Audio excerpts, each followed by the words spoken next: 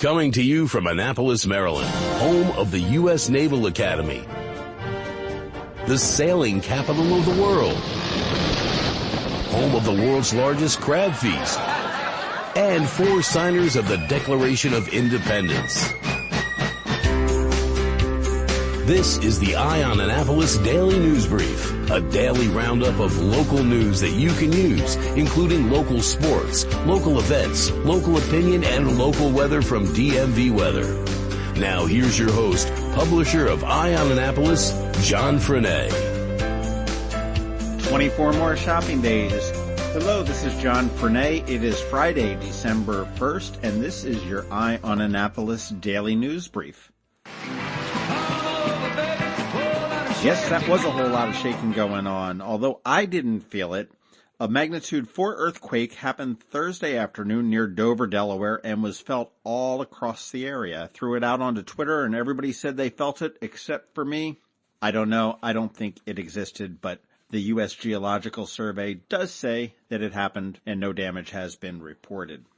Speaking of shaking up, Crownsville residents are skeptical of a proposal to build a sports complex on the site of the old Crownsville Hospital property and the Anne Arundel County Fairgrounds. The Chesapeake Bay Hawks have presented their vision to the Crownsville community, which will include developing the site that is currently the fairgrounds into a Major League Lacrosse amphitheater. In the first phase, the second phase would develop a full-blown stadium on the grounds of the Crownsville Hospital, along with a hotel, dining, parking, and a pavilion. There would be additional fields that could be used by county recreation leagues, as well as high school sports. Residents were very skeptical, most notably talking about the traffic that would be impacted. Part of this project is building a new off-ramp and on-ramp onto I-97.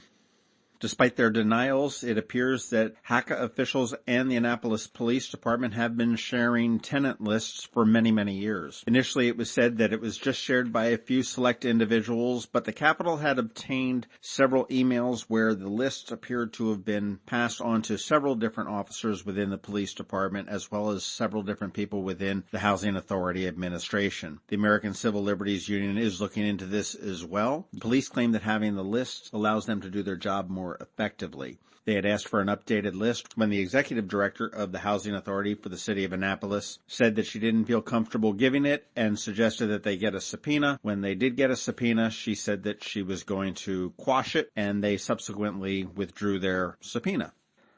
Anne Arundel County Police and Anne Arundel County prosecutors have decided not to pursue any charges against a student who harassed and threatened a transgender student at Southern High School on social media. Police consulted with the state's attorney's office and provided them with the details of their investigation, and Assistant State's Attorney Anastasia Prigge told them that no crime occurred because both students participated in the conversation on Snapchat. The victim's father is still upset that his son is still the target of bullying at school, and he has testified in front of the county council in Annapolis and filed complaints with the school district, saying that they are not doing enough. Bob Moser, the spokesperson for the school district, said the system's counseling department talks at least once a year with school counselors about transgendered students. That's about it for the news. Hang tight. We've got George Young with DMV Weather up with your weather forecast, and then, of course, we've got our picks for the weekend. This is Maryland. The weather can be nearly unpredictable. We've got George Young from DMV Weather in Annapolis to sort it all out. Hey everyone, this is George from DMV Weather. Here's your Annapolis forecast for Friday, December 1st, the first official day of meteorological winter. To kick off December, we forecasted a target high temp of 53 degrees for downtown Annapolis and 52 degrees for BWI Airport, as high pressure builds back into the region following a fairly tame cold front that moved through in the overnight and early morning hours. Look for some breezy conditions throughout the day today, and then 30s for lows tonight, with the weekend ahead looking sunny and seasonable temps-wise, with highs in the upper 40s and lower 50s tomorrow and low to mid-50s Sunday and even into Monday. One last thing, we will be launching a few different snowfall prediction contests at 6 p.m. today on our website, which is fed directly into our app. So look for details and be sure to sign up and participate, as we have done this for the last several years, and not only is it a ton of fun, but winners also get gift cards for local businesses such as restaurants and hardware stores and the like. Okay, that's it for us today. Get our free weather app from the Apple App Store or Google Play Store by searching for DC MDVA Weather, and follow us 24/7, 365 on our website at dmvweather.com or on social media via Twitter or Facebook for all of the latest weather updates, forecasts, analyses, and weather content for the Annapolis region. This is George Young of DMV Weather with your Annapolis forecast. Enjoy the beautiful weekend ahead, and remember, whatever the weather outside, have fun and be safe. Hey there, this is John Fernay, and the Eye on Annapolis Daily News Brief is sponsored by, well, it could be you. Podcasting is a growing trend, and since launching on September 1st, we have more than 10,000 downloads of this podcast, plus thousands of listens on Facebook, Twitter, and YouTube. In addition to our Facebook page, All Annapolis, and our Twitter account, we distribute the Daily News Brief to Apple Podcasts, which used to be called iTunes, Google Play, Stitcher, iHeartRadio, and the TuneIn app that can be played on your Amazon Echo or Google Home device. We focus on local news, local weather, local events, and local sports, including high school and college. So our audience is pretty tightly targeted to the greater Annapolis area. And if you own or manage a local business, you're a likely customer. Intrigued? Well, here's something to think about. Your company could be featured on this daily podcast for less than $20 a day. Interested? Shoot me an email and let's talk. My email address is john@eyeonannapolis.net, and that's EYEONANNAPOLIS, but you already knew that, .net. Let's get together and see what we can make happen. Need to make plans for the weekend? We got you covered. Here are our top picks. Be sure to visit eyeonannapolis.net to sign up for the events newsletter with a listing of all the upcoming area events. Boy, I tell you, you couldn't have asked for a nicer weekend than the one we have coming up. So let's get right into it. And here are our top picks for some of the stuff to do this weekend. Starting off tonight from 6 to 9 at Harvest Wood Grill and Tap right down there on Dock Street. Jay Fleming is hosting his annual holiday party. It is a free thing from 6 to 9. And you can see some of his great photography that he's done all across the Chesapeake Bay. If you want to buy a wonderful gift, he'll have his second printing of his book, Working the Water, with images of the Chesapeake Bay. You can get his 2018 calendar or buy some of the wonderful images, or just go admire the beauty of the Chesapeake Bay, the talent of Jay Fleming, and have a good time at Harvest Wood Grill and Tap. And that goes tonight from 6 to 9.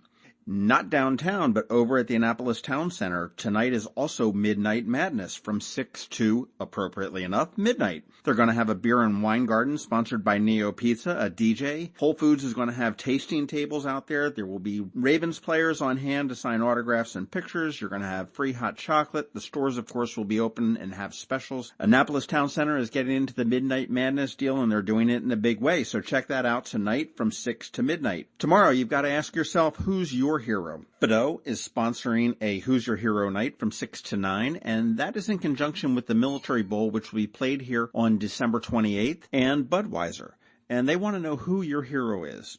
You've got a hero in your life. It might be a teacher. It might be a parent. It might be a service member, brother, sister, whatever. You can nominate who a hero is in your life, and you and your hero may end up winning a prize package, which will include field time at the Military Bowl, scoreboard recognition, and participation in the Military Bowl parade. Actually, I think I'm going to be nominating a hero myself, even though I don't know that I can win. But I was just down visiting my father in Florida, and he was a World War II vet. He's 93, still kicking, and I was listening to some of his stories, looking at some of the medals he earned in the Pacific, and I think he's gotten my nomination. So head on out to Bedeau tomorrow from 6 to 9 and tell them who your hero is. You can also do that online if you like. You can go to militarybowl.org/budheroes. Sunday from noon to 5. Typically, it would be the first Sunday Arts Festival, but that's done. It was done in November, and this is now December. So we're going to have a Chocolate Binge Festival, and this is the second annual Chocolate Binge Festival that we've done in Annapolis, and it was a great success last year. Pretty much like First Sunday Arts Festival, only it'll be really heavy in chocolate. You'll have tons of chocolate vendors. You'll have lots of chocolate themes to do. You'll have cocoa with the popo. They're going to have a s'mores fire pit, and at the end of the day, they're going to light the West Street canopy, which will be the kickoff of the holiday season for West Street. Monday at 2:30, it is the inauguration of Gavin Buckley as the mayor of Annapolis. It gets underway on West Street at 2:30, also in the first block. There will be a stage set up at the end of West Street at Church Circle. It is free and open to the public. Get there as early as you can because there will be a lot of crowds expected. The event runs from 2:30 till 5 p.m. and at the end, Buckley will take the stage. He will make some brief remarks as the lights will come on over West Street, which is one of the signature accomplishments he had as a businessman.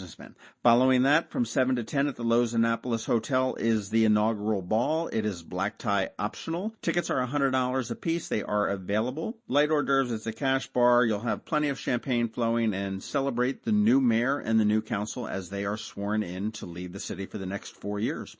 Looking ahead to Saturday the 16th, you need to get out and shop for your Speedo because it is the Santa Speedo Run. It is happening again. It is starting at O'Brien's down on Main Street. Saturday the 16th, bring a toy to donate for Toys for Tots. You can register. You can get your sweatshirt or your t-shirt. All the information you need is at santaspeedorunannapolis.com. I will see you there because I never miss that event, and you will never see me in a Speedo. That's our picks for the weekend. Make yours a great one. Thanks for listening to the Eye on Annapolis Daily News Brief. If you like what you heard, make sure to tell your friends and colleagues about it. And also tell them about our website, eyeonannapolis.net, where you can find much more. Be sure to check out our other weekly podcast, The Maryland Crabs. This podcast comes to you every Monday through Friday at noon. Thanks for listening, and we'll see you next time.